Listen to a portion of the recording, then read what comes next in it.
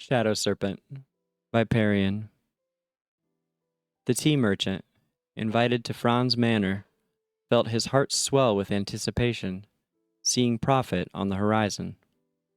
With his finest tea in tow, his carriage set off for the estate, but an unsettling feeling took hold.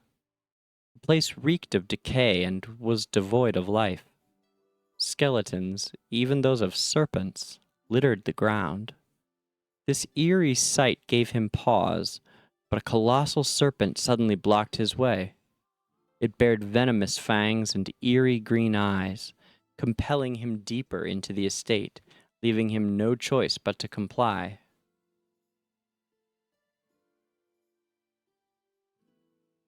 His carriage came to a stop in front of the garden, where a figure lounged amidst the wilted flowers. It was less of a person and more like a wretched lich, stitched together from death and decay. The skeletal serpent obediently coiled by his side, leaving no doubt that he was the master of this snake. The lich's eyes flickered with ghostly flames as he stared at the tea merchant. In an instant, the merchant's body went limp, and even if he had any thoughts of escape, his body simply refused to respond. The lich's voice, hoarse yet oddly soft, rasped, "We appreciate you coming here.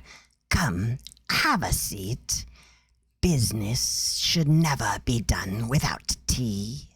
At least, that's the custom in Bantus." His appearance was terrifying, yet he seemed remarkably urbane. But Bantus was within the lands of the Graveborn. How could such a creature exist in the Lightbearer Empire? The lich ignored the merchant's pale expression and calmly made a request. "Please brew some tea and use the water from the cistern. I want to see how a professional brews his tea." "You can decide on the steeping time, but if it goes over 5 minutes, you might as well pour it into a mauler's trough. They haven't even discovered teacups, have they? Also, this Lightbearer habit of adding sugar to tea, I find it as intriguing as your manners. You are at least trying to be polite in my presence, aren't you?" Realizing he had neglected even a basic greeting due to overwhelming fear, the tea merchant's legs gave way, and he fell. Witnessing his terror, the lich erupted into a high-pitched, eerie cackle. "Very well. Just remember, what I savor most is the taste of fear." In the midst of that bone-chilling laughter, the tea merchant remembered the rumors.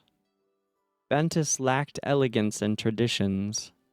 The lich's words oozed sarcasm, leaving the merchant uncertain and trembling. Should he use cistern water or add sugar to the tea? Hauntingly, the skeletons observed him, each choice potentially a matter of life or death. With his nerves on edge, the merchant boiled the water and readied the tea, when he suddenly found that the estate was swarmed by heavily armed Lightbearer soldiers. They were surrounded. Panicking, he wondered if they were intruders. Seeing his confusion, the lich chuckled and asked, "Are these not guests of yours?" The merchant frantically shook his head. The lich smiled and nodded. "Then carry on with your task. I'm looking forward to a splendid cup of tea once you're done." He stood up, his immaculate attire draping flawlessly. Oddly, his unwavering calmness provided an odd sense of reassurance. Yet, amid the accusations and fury of the Lightbearer soldiers, the tea merchant shockingly realized the truth. Viperian, the lich, was the real intruder. He had eradicated everyone in the entire manor, drawing the light-bearer soldiers to the estate. It appeared that Viperian was struggling to escape the swarm of pursuers. The merchant clung to a glimmer of hope as he trembled while brewing the tea, eagerly awaiting the soldier's victory. However, Viperian seemed unfazed. He calmly lifted his slender finger, and his skeletal serpent mercilessly attacked his pursuers. Agonizing screams echoed. Yet that gruesome sight failed to evoke any compassion in Viperian. Instead, it seemed to exhilarate him. He shed his elegant facade and erupted into wild laughter. Amidst his eerie, piercing laughter, his body shrank and withered, channeling power into the venomous snake. In a quest for a greater thrill, he went as far as putting himself in harm's way. What a madman! Ah! The soldier's shrieks grew even more distorted, and then the entire garden descended into silence, punctuated only by the muted thuds of heavy bodies falling to the ground.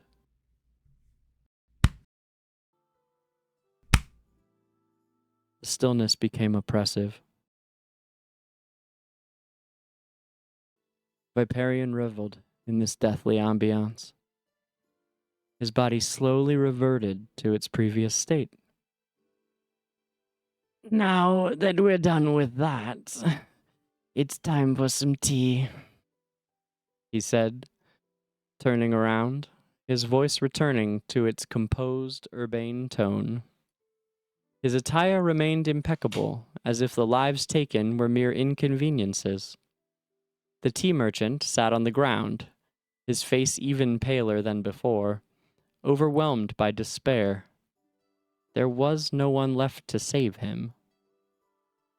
As the hourglass emptied its final grain of sand, the tea was brewed to perfection, not a second too long. In the time it took to brew the tea, countless lives met their end at his hands. Viperian raised the snake-bone teacup to his lips, sipping it thoughtfully. His gaze fell on the snake eyes reflected in the tea, which then shifted to the merchant.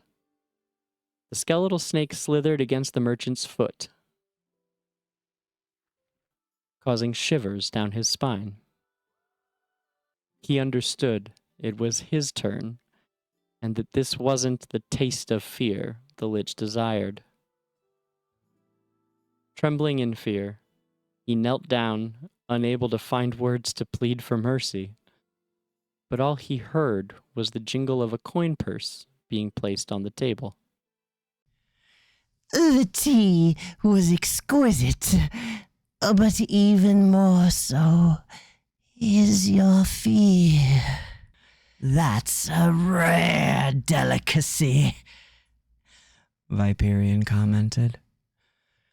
I'll take all the tea you've brought.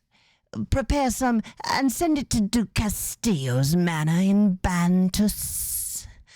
My friend Salazer could use an improvement in his rather poor taste. When the tea merchant finally summoned the courage to look up, he realized that the place had fallen silent long ago. Viperian and his venomous brood had disappeared. He covered his face and wept in relief for his narrow escape. Naturally, he couldn't muster the courage to make the delivery. In the years that followed, whenever he encountered anything serpentine, he couldn't help but shudder uncontrollably. That is easily one of my new favorites. That's a really good one. That one's really fun.